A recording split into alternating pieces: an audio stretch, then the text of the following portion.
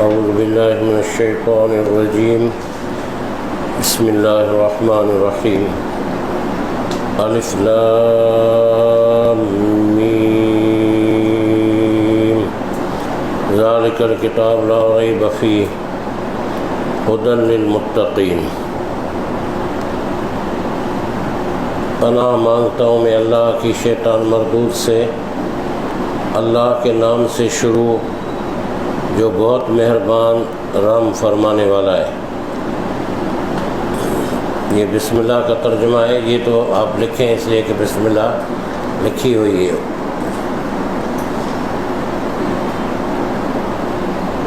الف لام میم، الف لام میم، یہ وہ کتاب ہے جس میں کوئی شک نہیں۔ ذالک الکتاب، یہ وہ کتاب ہے لا ریب فیہ، جس میں کوئی شک نہیں۔ ریب معنی شک، جس میں کوئی شک نہیں۔ ھدی للمتقین، رہنمائی ہے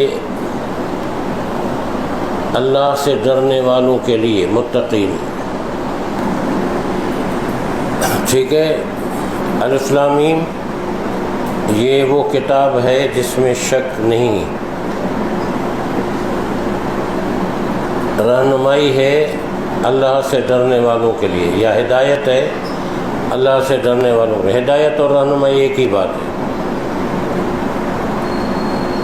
یہ سورۃ کریمہ جس کو سورہ بقر کہا جاتا ہے، درمیان میں ایک گائے کا واقعہ اس میں ہے، اور اس لیے اس سورت کا نام سورہ بقر رکھا گیا ہے۔ 40 رکوع پر مشتمل ہے، تقریباً 2.5 پارے، اور یہ سورۃ کریمہ مدنی ہے۔ کل جو ہم نے سورت پڑھی تھی سورہ فاتحہ، وہ مکی تھی، اور یہ مدنی ہے۔ اب مکی اور مدنی کا مختصر میں عرض کرتا ہوں کہ فرق کیا ہے۔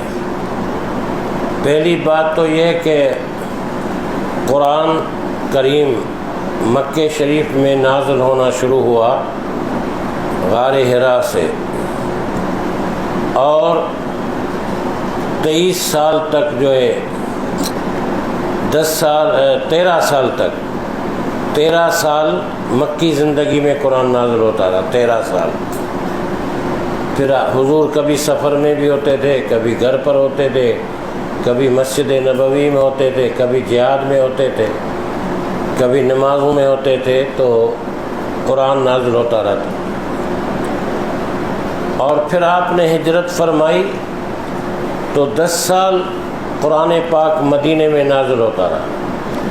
یہ کل عرصہ قرآن کے نزول کا 23 سال ہے پر مشتمل ہے۔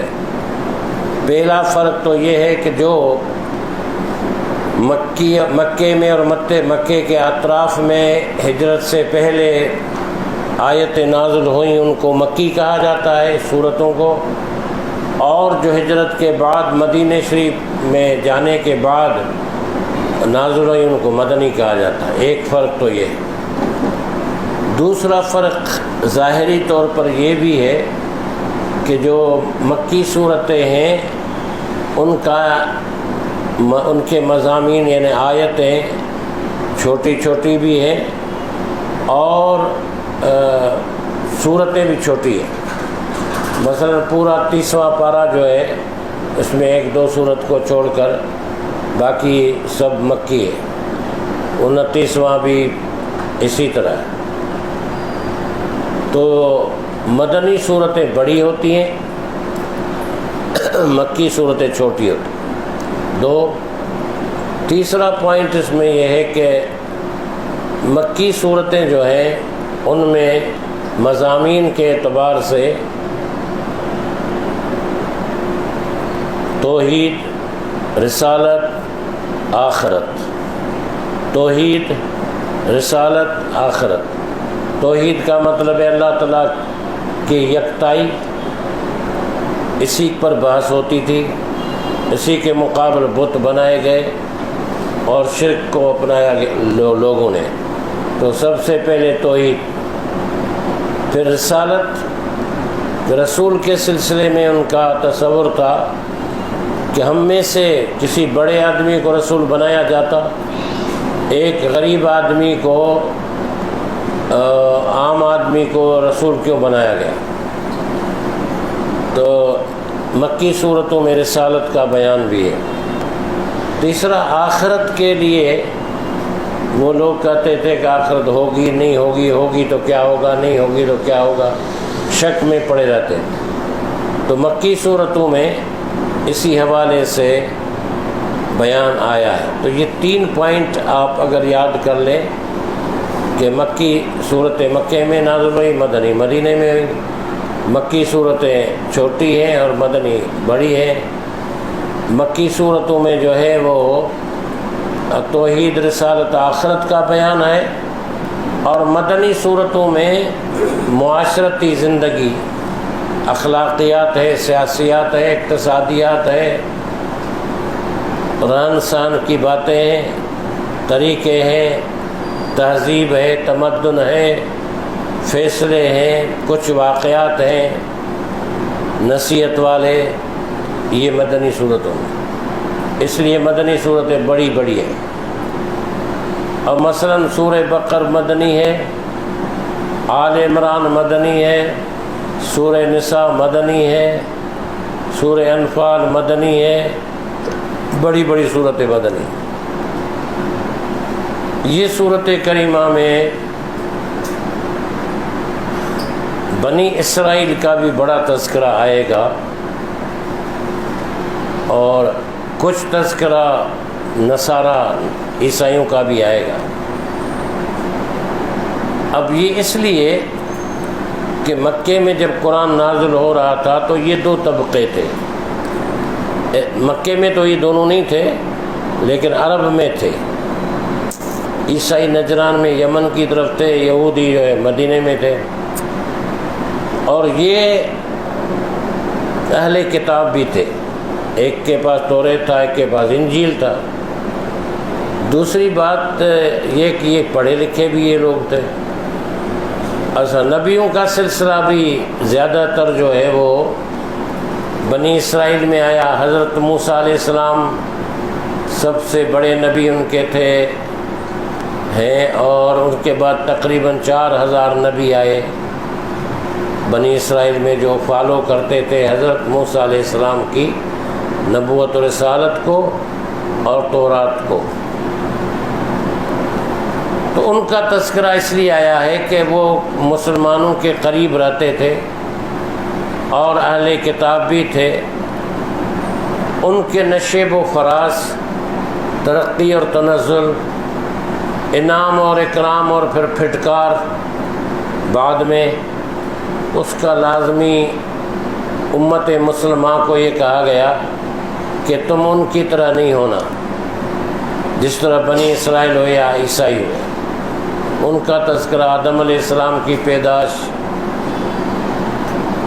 قبلے کی تبدیلی، روزوں کے احکامات، قصاص کے واقعات نہیں، حکم احکامات، اور اس قسم کی دوسری آیت الکرسی بھی اسی میں ہے، سورہ بقرہ میں۔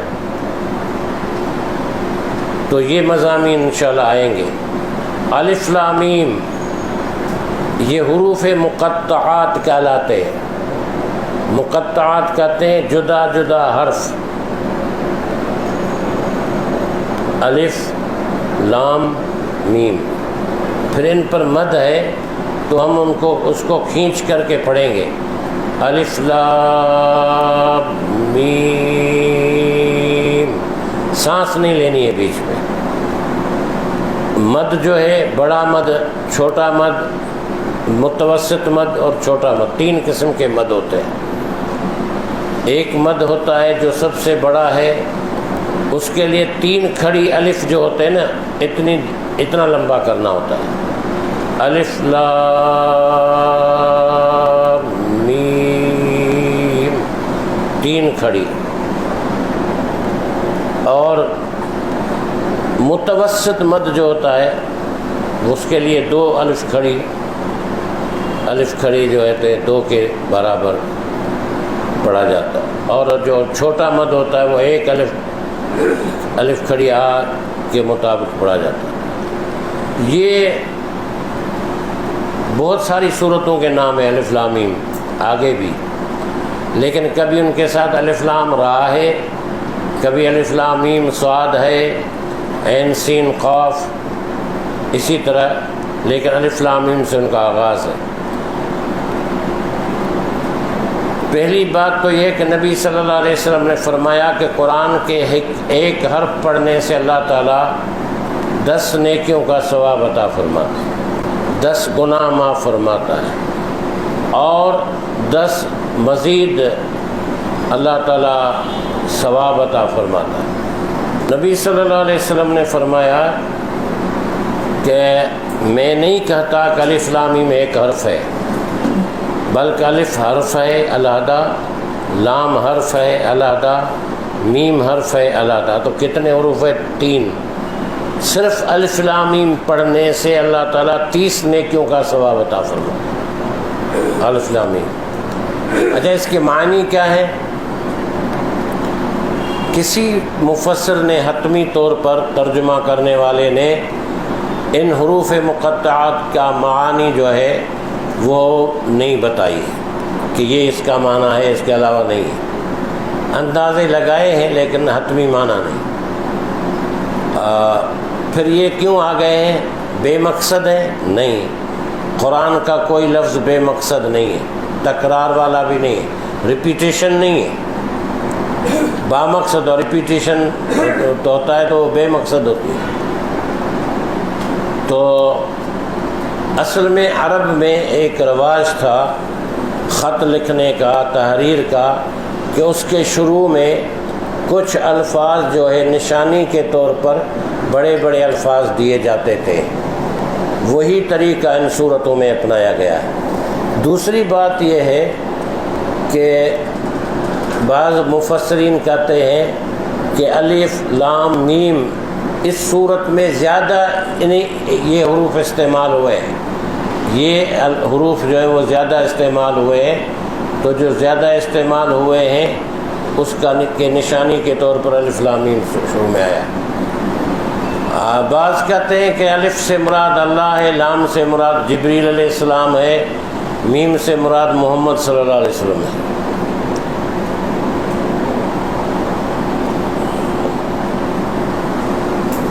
لیکن یہ بھی کوئی اتھینٹک بات نہیں۔ تو الف لام میم حروف مقطعات ہے جدا جدا، باقی ان کا معاملہ اللہ رسول عالم، اللہ رسول بہتر جان۔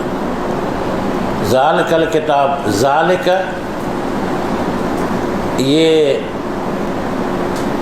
وہ ایڈ ورب جو ہوتا ہے، اسم کو ہوتا ہے ناؤن اور پروناؤن، ٹھیک ہے؟ ناؤن اور پروناؤن جو ہوتا ہے، یہ پروناؤن ذالک ہی ہے، وہ ہوا، تلک، ذالک مذکر کے لیے آتا ہے، دور کے لیے۔ تو قرآن تو ہمارے سامنے ہے، تو دور کیوں لفظ استعمال کیا گیا ذالک؟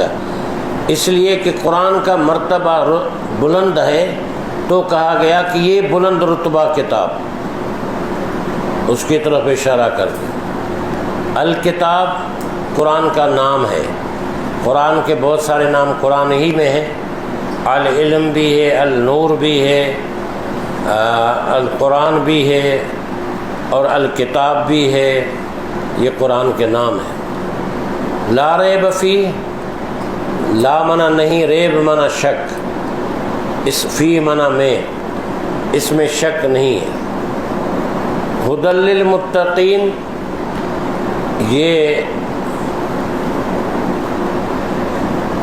رہنمائی ہے اللہ سے ڈرنے والوں کے لیے۔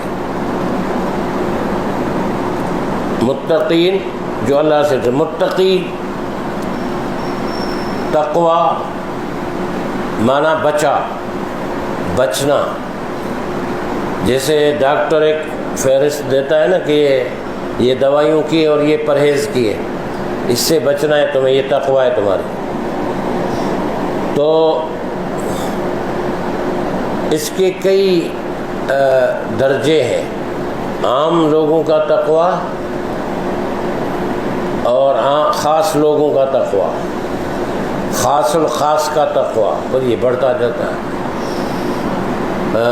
حضرت عمر فاروق رضی اللہ عنہ نے ابی بن کعب سے پوچھا کہ تقویٰ کس کو کہتے ہیں؟ انہوں نے کہا کہ امیر المومنین، کیا آپ کبھی کیچڑ والی زمین میں چلے ہیں؟ کیچڑ والی زمین میں؟ انہوں نے کہا ہاں۔ تو بولا کس طرح چلے؟ بولا کپڑوں کو سمیٹ کر بیچ بچا کر کے تاکہ میرے کپڑوں کو کیچڑ نہ لگے۔ فرمایا کہ یہی تو تقویٰ ہے کہ دنیا کی زندگی کی جو کیچڑ ہے اس سے دامن بچا کر کے زندگی گزارنا تقویٰ ہے، ٹھیک ہے؟ اور عمومی طور پر تقویٰ ہے اللہ سے ڈرنا، بس۔ اچھا، اللہ سے جو نہیں ڈرے گا قرآن اس کی رہنمائی نہیں کرے گا، جو اللہ سے نہیں ڈرے گا قرآن اس کی رہنمائی نہیں کرے گا۔ خدا سے ڈرنے والوں کے لیے قرآن رہنمائی ہے، جس میں طلب ہو، کوشش ہو، جو راستہ تلاش کرتا ہو صحیح راستہ، اس کو ہی تو ہدایت ملے گی۔ جو راستہ تلاش ہی نہ کرے اور اسے خیال ہی نہ ہو تو اس کو کان سے پکڑ کر کے ہدایت میں نہیں لگایا جاتا۔ ھدی للمتقین الذین یؤمنون بالغیب ویقیمون الصلاۃ ومما رزقناہم ینفقون۔ اب بتایا جا رہا ہے کہ اوپر ہے اللہ سے ڈرنے والے کون لوگ ہیں؟ جو ایمان رکھتے ہیں غیب پر، غیب کے ساتھ ایمان رکھتے ہیں، غیب پر، اور نماز قائم کرتے ہیں، اور جو ہم نے ان کو رزق دیا ہے اس میں سے خرچ کرتے ہیں۔ اب یہاں پر ایک بات اور بھی ہے، اس میں آپ کے بارے میں ہوگا، دیکھیں اوپر لکھا ہوا ہے لا ریب فیہ، لا ریب کے بعد میں 3 نقطے ہیں یہاں پر، آپ کے یہاں ہیں؟ نہیں ہے، ہیں یہ 3 نقطے، پھر اس سے آگے 3 نقطے۔ یہ 3 نقطے کا مطلب ہوتا ہے ایک سکتہ۔ سکتہ کس کو کہتے ہیں؟ کہ آدمی رک بھی جائے لیکن سانس نہ توڑے، سکتہ اس کو کہتے ہیں۔ تو اس کا مطلب یہ ہوتا ہے کہ اگر پہلے 3 نقطے پر رکیں گے تو آخری پر نہیں رکیں گے، اور اگر پہلے پر نہیں رکیں گے تو آخری پر رکیں تو، ٹھیک ہے؟ الذین یؤمنون، جو ایمان رکھتے ہیں غیب کے ساتھ اور قائم کرتے ہیں نماز کو، اور اس ومما رزقناہم، اور جو ہم نے ان کو رزق دیا ہے اس میں سے خرچ کرتے ہیں اللہ کی راہ میں، ٹھیک ہے؟ اب یہاں پر جو ہے غیب کیا ہے؟ وہ چیزیں جو ہماری حواس خمسہ سے کی رسائی ان تک نہیں۔ حواس خمسہ کون کون سے؟ ہاتھ ہے پکڑنا، پیر ہے چلنا، ناک ہے سونگھنا، آنکھیں ہیں دیکھنا، کان ہے، یہ حواس خمسہ۔ یا حواس پیر نہیں اس میں آتے، نہیں زبان بھی نہیں ہے۔ پھر عقل ہے، عقل آدمی کی، یہ بھی حواس ہے نا۔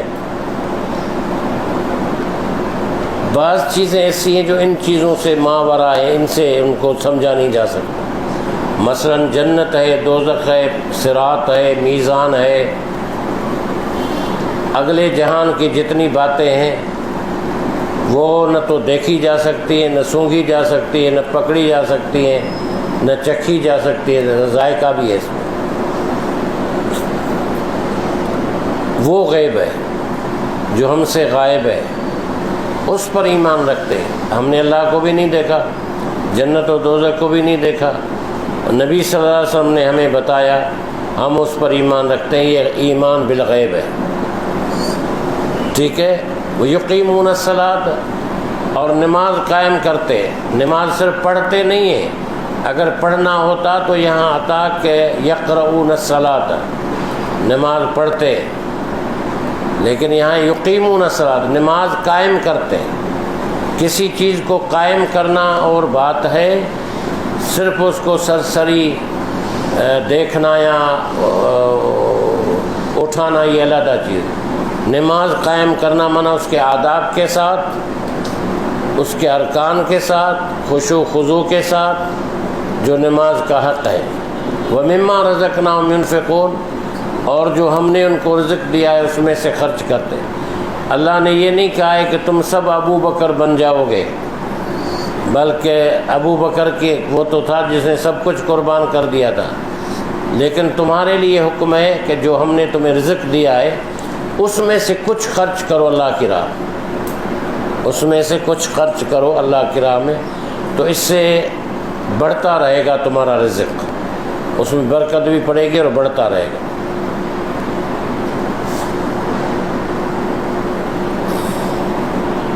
والذین یؤمنون بما انزل الیک وما انزل من قبلک وبالآخرۃ هم یوقنون۔ اب یہ دوسری صفت ان کی آ رہی ہے کہ وہ لوگ جو ایمان رکھتے ہیں، یؤمنون ایمان رکھتے ہیں، بما انزل الیک جو اتارا گیا آپ کی طرف، اور جو نازل کیا گیا آپ سے پہلے، من قبلک آپ سے پہلے،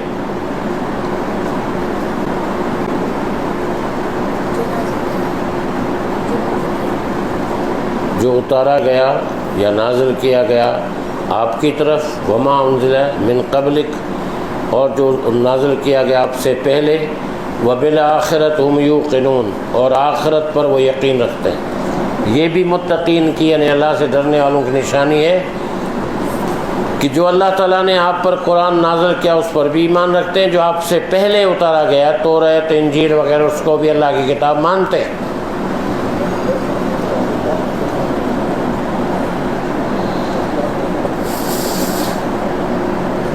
اور آخرت پر یقین رکھتے ہیں، آخرت پر یقین رکھتے ہیں۔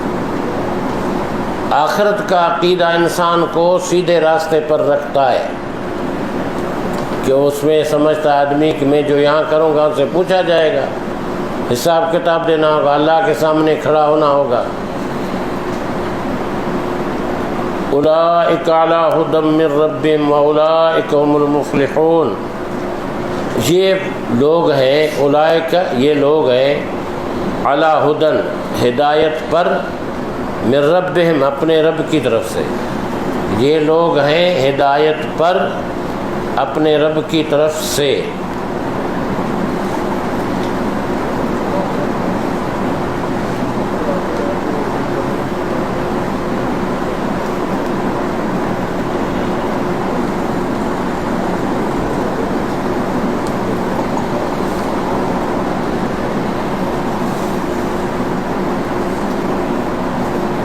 وَأُولَئِكَ هُمُ الْمُفْلِحُونَ اور یہی لوگ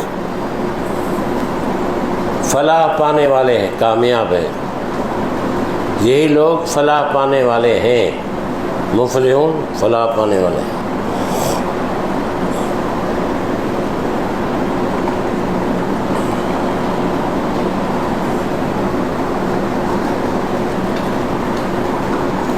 یہاں تک جو ہے وہ کامیاب لوگوں کی صفات بیان ہوئی۔ اب آگے دوسروں کا تذکرہ۔ ان الذين كفروا سواء عليهم انذرتهم ام لم تنذرهم لا يؤمنون۔ بے شک جن لوگوں نے کفر کیا،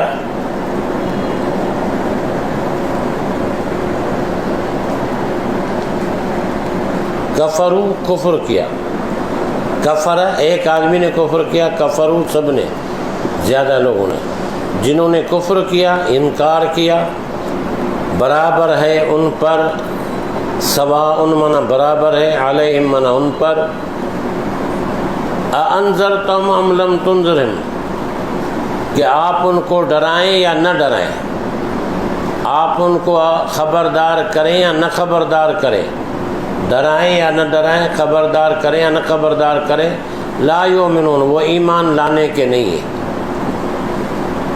وہ ایمان لانے کے نہیں ہیں۔ کیوں؟ اگلی آیت میں اس کی تشریح آ رہی ہے. ختم اللہ علی قلوبہم وعلی سمعہم وعلی ابصارہم غشاوۃ ولہم عذاب عظیم. اللہ نے مہر کر دی ہے ان کے دلوں پر، اللہ نے مہر کر دی ہے ان کے دلوں پر اور ان کے کانوں پر اور ان کی آنکھوں پر پردہ ہے. غشاوۃ منا پردہ، ابصار منا آنکھیں، وعلی ابصارہم اور ان کی آنکھوں پر پردہ ہے، اور ان کے لیے بڑا عذاب ہے. وَلَهُمْ اور ان کے لیے عذاب عظیم، بڑا عذاب ہے.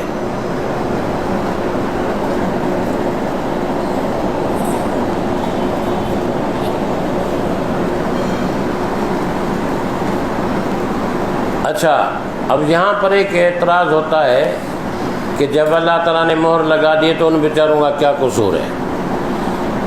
لیکن قرآن کو پورا قرآن پڑھے بغیر، سمجھے بغیر، کسی ایک آیت پر ٹھہر جانا تو بڑا خطرناک بھی ہے.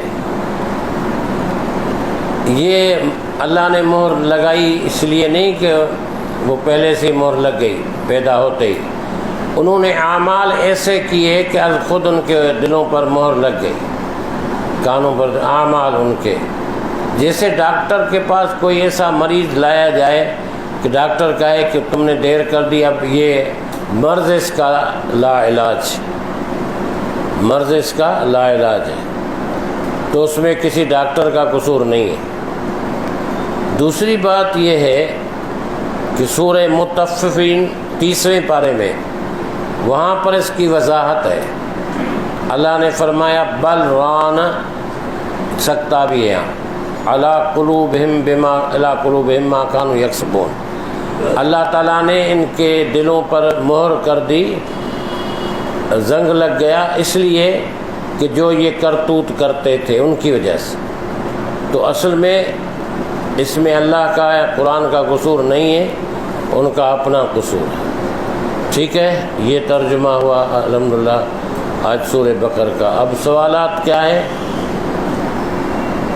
سوال یہ ہے کہ کل آپ نے فرمایا تھا کہ قرآن ہر رکعت میں نماز میں سورہ فاتحہ پڑھتے ہیں. کیا ایسا نہیں ہو سکتا کہ سورہ فاتحہ کی جگہ کوئی اور سورت پڑھ لیں تو کیا نماز ہو جائے گی؟ سورہ فاتحہ کی جگہ اور سورہ فاتحہ پڑھنا واجب ہے، فرض نہیں ہے، واجب ہے.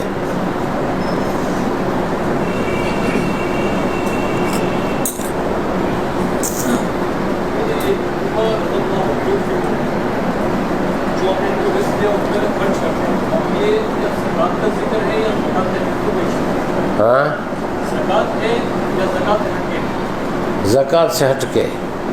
ہاں، اللہ کی راہ میں قرآن کریم میں انفاق فی سبیل اللہ، اللہ کی راہ میں خرچ کرنا کہیں زیادہ آیا. زکوٰۃ تو ایک محدود لمیٹیڈ فگر ہے اور نصاب صاحب نصاب پر ہے. جو صاحب نصاب نہیں ہے اس پر زکوٰۃ نہیں ہے، لیکن یہ ہم سب کے لیے.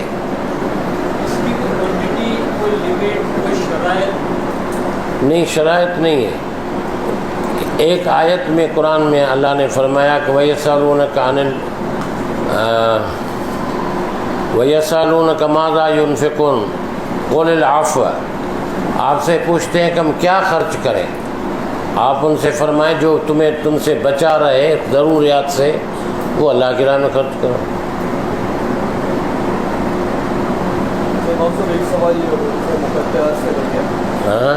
سوال یہ ہے کہ اس میں یہ بھی حکمت بتائی جاتی ہے کہ اس کی آخر زمان کے حادث میں کہ اس کا کچھ کیلکولیشن کیا ہوتی ہے. جو کفار کے چھوٹے بچے ہیں اللہ پاک نے دلوں پر مہر لگائی ہے، چھوٹے بچوں پر کیا ہے؟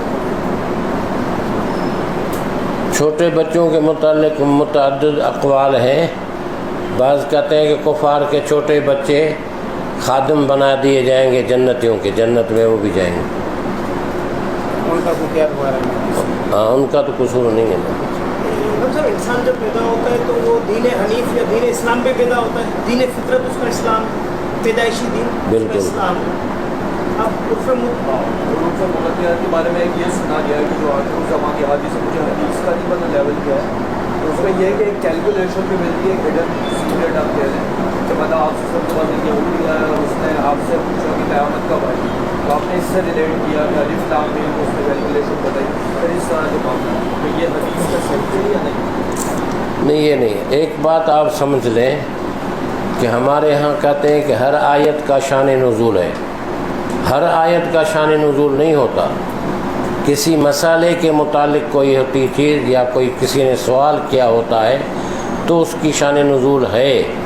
لیکن اگر سوال کسی نے نہیں کیا تو شان نزول نہیں. مثال کے طور پہ قل ولا احد ہے، اس کی شان نزول کیا کہ عموماً جو شرک تھا اس کے جواب کے لیے ہی آیا ہے. بعض کی شان نزول ہے بھی، بعض کی نہیں بھی ہے. یہ صلاح جیسے ہم کہتے ہیں کہ نماز قائم کرنی ہے، نماز قائم کرنے کے ذکر کے مطلب یہ بھی ہے جیسے کوئی شخص غلط کام کو کرنے لگ جاتا ہے، اس میں مطلب نماز کا اثر نہیں ہوا، برائی سے جا رہے ہیں، برے کام کر رہے ہیں، تو اس میں یہ چیز شامل ہے. نماز کے متعلق کسے پارے میں اللہ نے فرمایا ان الصلاۃ تنہا عن الفحشاء والمنکر ولذکر اللہ اکبر. نماز جو ہے بے حیائی اور برائی سے روکتی ہے. تو جس کی نماز اس کو بے حیائی برائی سے نہیں روکتی وہ اپنی نماز پر غور کرے.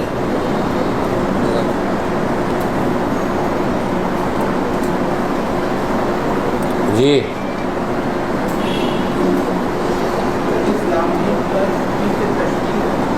ہاں،